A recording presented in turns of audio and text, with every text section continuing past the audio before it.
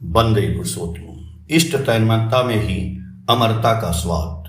श्री ठाकुर जी ने एक भक्त से बातचीत के प्रसंग में कहा कि मनुष्य का प्रिय परम यानी परम प्रिय कहकर यदि कोई होता है तो उसका एकमात्र आग्रह उसे सेवा द्वारा सुखी करने का ही होता है।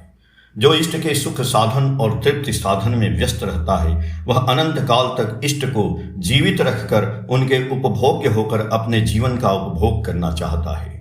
मृत्यु के बाद उसके मन में प्रवेश करने का अवसर ही नहीं पाती।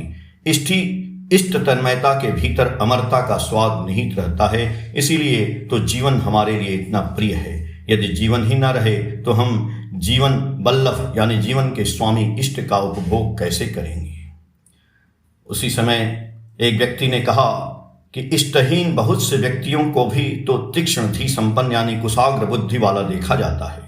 श्री ठाकुर जी बोले, वह शायद हो सकता है, परंतु मनुष्य यदि सुकेंद्रिक यानी सत्य केंद्रिक न हो तो उसकी मेधा और बुद्धि उसे तीव्र वेग से विनाश की ओर भी ले जा सकती है। वह केवल अपना ही अहित करता है ऐसा नहीं है, दूसरों को भी शायद सर्वनाश के पथ पर परिचालित कर सकता है। अपनी प्रवृत्ति परायण चाल चलन के समर्थन में वह शायद ऐसे धारदार तर्क प्रस्तुत कर सकता है जिसे सुनकर लोग मुग्ध होकर उसी दिशा में दौड़ पड़ेंगे।